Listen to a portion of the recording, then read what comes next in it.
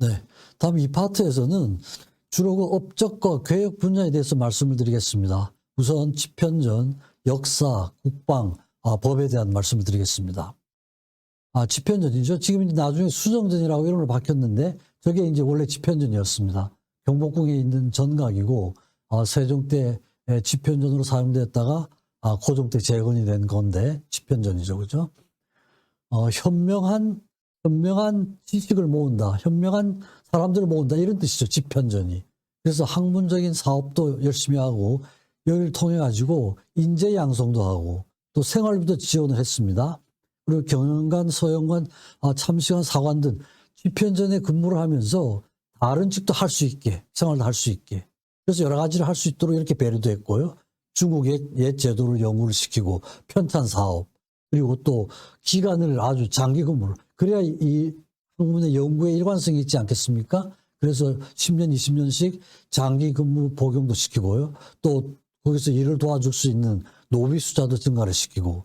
그래서 여러 가지 면에서 행정적으로도 그렇고 학문적으로도 그렇고 집현전에 있는 학자들이 자기의 역할을 충분히 충실하게 할 수 있도록 여러 가지 배려를 했습니다.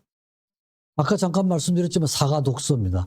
휴가를 줘서 독서를 시킨다는 거예요. 그래서 이제 그런 독서를 통해서 엘리트 중 엘리트를 키운다. 이런 목적이었습니다.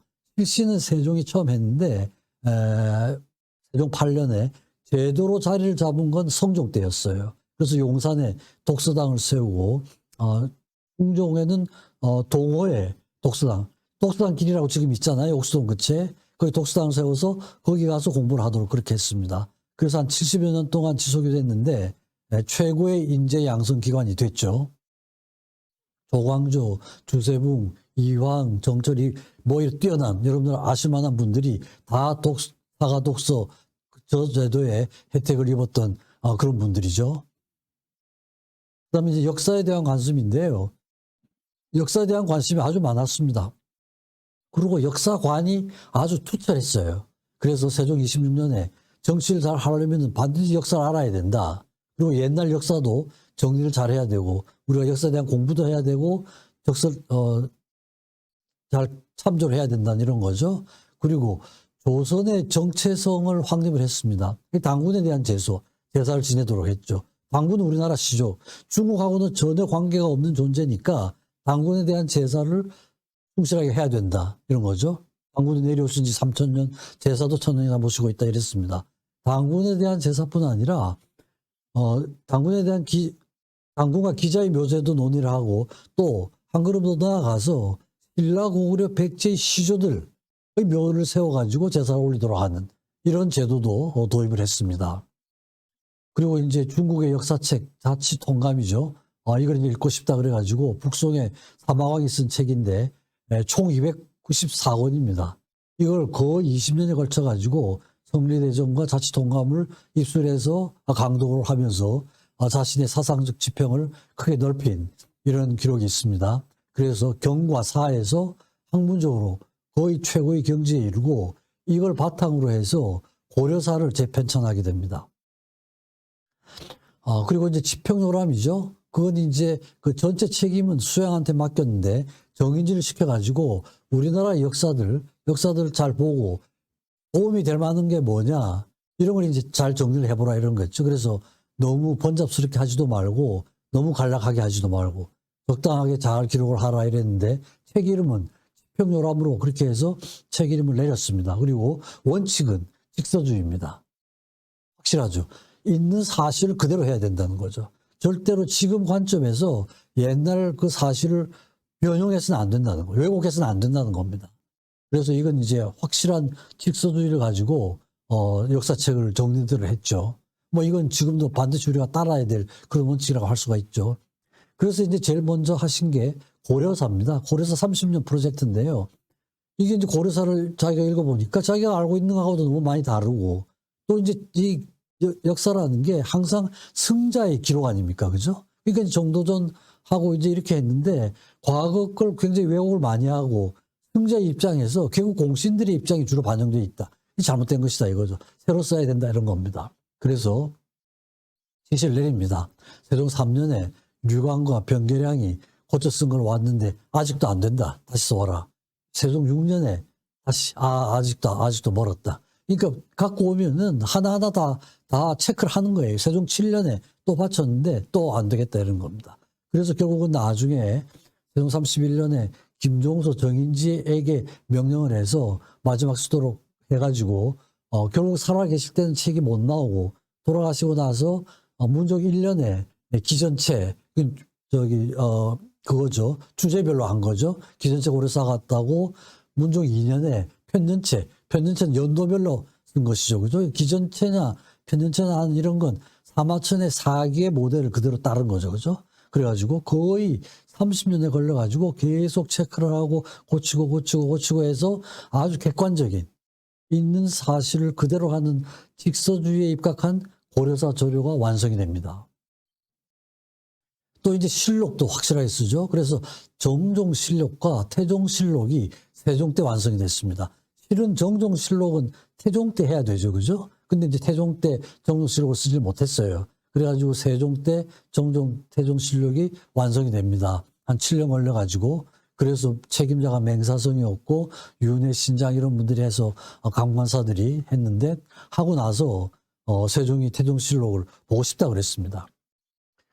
근데 이제 그 초기에 굉장히 혼란했잖아요. 왕자의 난 일어나고 몇 차례 일어나고 복잡한 게 이제 실록에 잘 기록이 되어 있을 텐데 궁금했던 거죠. 근데 이제 실제로 왕이 실록은 못 보게 돼 있었죠. 황희, 맹사성 이런 신하들이 절대로 볼 수가 없습니다. 해가지고 한 6개월 정도 그 신랑이가 계속됩니다.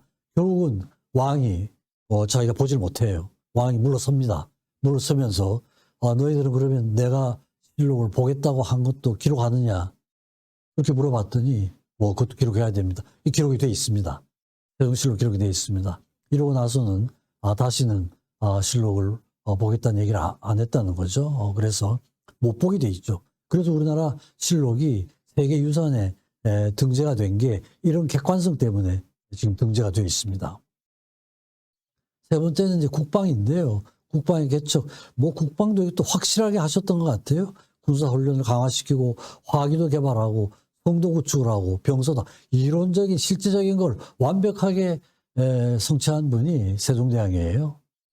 대마도 정벌이 태종이 주도를 했죠. 이때 신하들이 꽤 반대를 했던 것 같습니다. 근데 이제 태종이 뭔가 좀 보여줘야 되겠다 이래가지고 양의를 한 그 다음에 1418년에 양의를 하고 그 다음에 태종이 주도를 해서 대마도 정벌했습니다.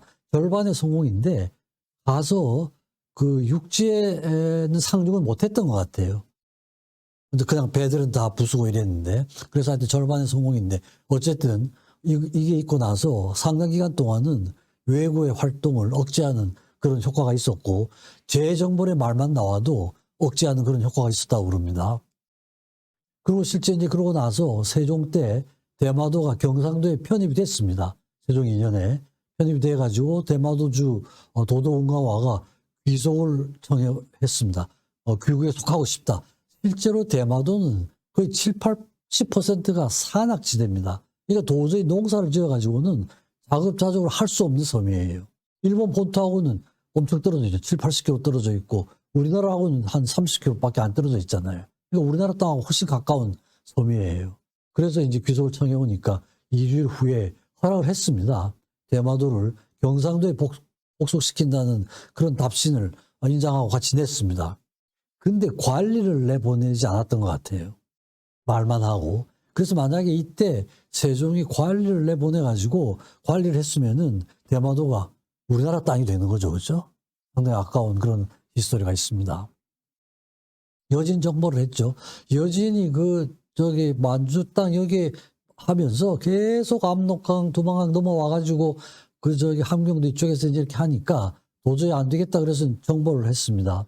물론 이제 그 당시에 만주 쪽 이쪽은 명나라 땅이니까 명나라 허락을 받아야 되죠. 그래서 이제 일단 이렇게 해서 좀 안정을 시키고 해야 되겠습니다. 해가지고 명나라 황제의 허락을 받고 신하들은 엄청나게 반대를 많이 했습니다. 아예 골치 아픈데 떼주자 이랬지만 세종은 그러지 않았죠. 그래서 최윤덕을 평안도 절제하라고 시켰는데 최윤덕 장군은 10년 전에 이 자리를 거쳤던 장군이었어요. 근데 이제 워낙 뛰어난 것 같으니까 다시 시켰습니다.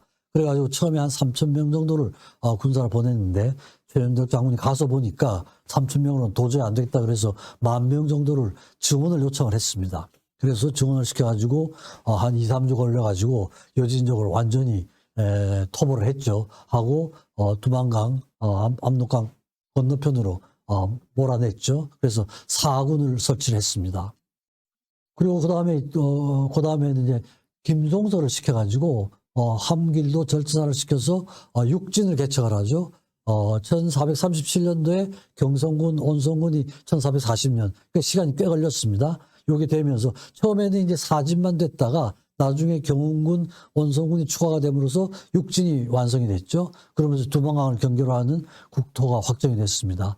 그래서 세종 때 확정된 이 압록강 두만강으로 하는 이 경계가 지금까지 내려오고 있잖아요. 그죠? 그래서 그 전까지는 그저 한경도 평안북도 이쪽은 거의 우리나라 국토처럼 돼 있질 않았고 여진족이 엄청 와서 많이 살고 있었던 그런 지역이었습니다. 그래서 국토가 이제 확정이 된 거죠. 무기의 개량과 개발인데요. 화포도 이제 굉장히 개발을 시켰습니다. 폭발력을 더 크게 하고 멀리 날아가도록 하고 화포도 실제로 1650문을 생산을 해서 평안도 한경도 지역 그 국경 지역에 많이 배치를 했습니다. 그리고 세종 27년에는 현자 총통도 만들어 가지고 10,000문을 전국에 배치를 하고 그래서 세종의 이런 무기 개발이 나중에 이수진 장군이 무기 개발하는데 큰 영향을 미친 걸로 그렇게 되어 있습니다.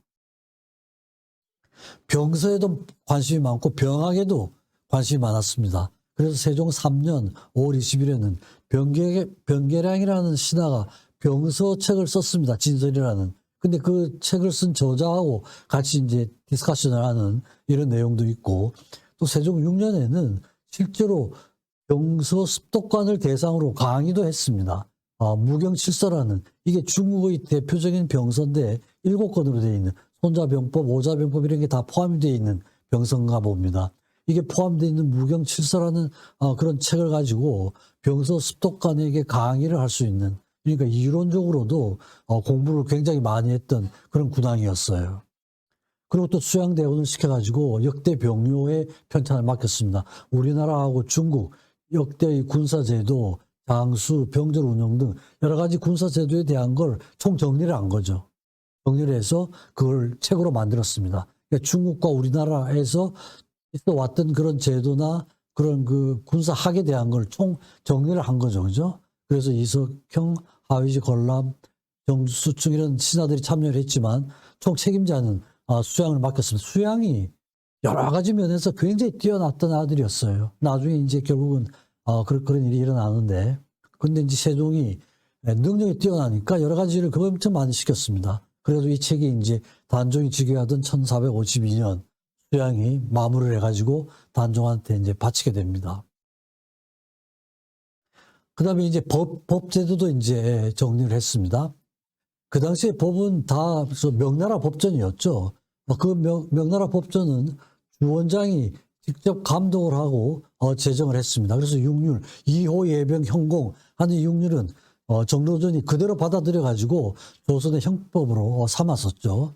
그리고 태조 4년에 조준이 주도가 돼 가지고 대명률 직해라는 책을 이제 편찬을 합니다. 그래서 조준의 경제육전 이게 이제 우리나라 최초의 성문법전이라고 할 수가 있어요. 그리고 1413년에 하륜이 경제육전 성록이라는 책을 또 편찬을 합니다. 그래서 세종 4년 태종이 돌아가시고 나서 3개월 후에 수책찬 이제 법을 다시 재정비하는 그런 기관이죠. 여기에서 육전 편찬 담당하고 총책임자를 신하들을 시켜가지고 이제 작업을 시작을 합니다. 그래서 일단 세종 5년에 지금 이제 진행 중인 육전 수찬 작업, 이제 개정하는 작업이죠. 그래서 삭제해야 될 거, 내용을 바꿔야 될 거, 또 추가해야 될 사항들 이런 걸 각 전별로 분류하고 자세하게 보고한 다음에 시행토록 하라. 그래서 이제 큰 로드맵을 짜서 오라 이거죠. 어떻게 할 사항인가. 아주 세종이 신하들한테 일을 시킬 때는 아주 구체적이에요. 어떻게 하는 방법을 확실하게 제시를 하고 또 반드시 체크를 합니다. 적당히 할 수가 없어요. 그래서 이런 내용들을 정리를 해서 세종한테 이제 갖다 바칩니다. 그래가지고 세종 8년에 한 3년 걸려가지고 뭐 이직, 황희 이런 기라성 같은 신하들이 작업을 끝내고 송육전을 올렸습니다. 올렸는데 뭐 마음에 들지 않아요. 뭔가 이렇게 잘못되어 있는 것 같아요. 그래서 다시 하연에게 보완을 지시를 해서 신송록 육전 등록을 만들어서 세종 15년에 바치는데 마음에 들지 않아요. 또 황희한테 다시 그러니까 신하들을 자꾸 바꿔가면서 그걸 다시 개정을 하라는 지시를 내립니다. 그래서 황희가 이제 세종의 뜻대로 조선식 표기법으로 바꾸게 되는 이런 게 있습니다. 이게 아주 꼼꼼하죠. 또 그런 법뿐 아니라 법의학에 대해서도 관심이 많았습니다. 법의학으로 하는 게 세종 22년에 신주 무원론 이게 있습니다. 중국에서 그때 무원록이라는 책이 있었습니다. 무원록이라고 하는 건 원을 없도록 한다 이 말이죠. 억울함이 없도록 한다는 거죠. 그러니까 사람이 죽었을 때 그 죽은 그 시신을 잘 해부를 하고 이래가지고 원인을 정확하게 밝혀내고 잘못된 죽음이 없도록 한다. 법의학 지금을 얘기로 하면 법의학의 개념이라고 할 수가 있죠, 그죠? 그래서 중국의 세원록, 평원록 이런 그 무원록에 대한 기록을 바탕으로 해서 우리나라 걸 이제 만드는 이런 겁니다. 그래서 사람이 죽더라도 억울하게 죽는 사람이 없도록 한다는 박애주의, 인본주의 이런 걸 이제 확실하게 실천을 하신 그런 제왕이라고 할 수가 있죠. 그다음에 또 이제 기가 막힌 게 이 공법입니다. 여러 가지 이제 토지도 많이 개발을 하고 경작지도 늘리고 이래가지고 이제 그 수확량이 굉장히 늘어났습니다. 세종 때 여러 가지 그 농사 짓는 법이 발달이 돼가지고 근데 많이 늘어나는데 늘어난 그게 백성들한테 직접 혜택이 가야 될 거 아닙니까? 그죠? 그렇게 하기 위해서는 세금 제도를 개선해야 되는 거예요. 그러니까 백성들이 합리적인 세금을 내도록 하는 겁니다. 그게 공법이에요. 그래서 어떻게 세금을 걷는 게 합리적일 것인가 이런 거예요. 그 전까지는 뭐 무조건 수확량의 10분의 1을 내라 이러니까 불만도 많았고 이랬습니다. 그래서 이런 그 단점이 뭐고 장점이 뭐냐 뭐 과거 시험 문제도 내고 의견을 내면은 내가 장차 채택해서 시행하겠노라 이랬습니다. 그래서 그런 공법의 제정과 실행이 있었는데 세종 12년 3월 5일에서 8월 10일까지 해가지고 투표를 했습니다. 투표를 했는데 17만 2천 명에 대해서 찬성이 9만 8천 명이고 반대가 7만 4천 명이었어요. 그러니까 찬성이 많았죠 분명히. 근데 반대가 너무 많은 거예요. 그러니까 이게 이런 여론조사를 한 것도 아마 세계적인 역사에서 세종대왕이 처음일 겁니다. 백성들 의견을 직접 들어야 된다는 거예요. 그래서 좀 많은데 반대가 너무 많다는 거예요.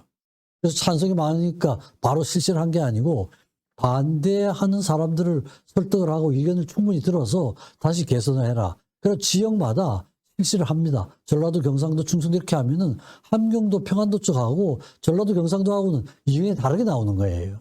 그래서 그걸 잘 이렇게 조화롭게 해가지고 시범 실시를 하고 세종 26년에 최종 실시가 됐습니다.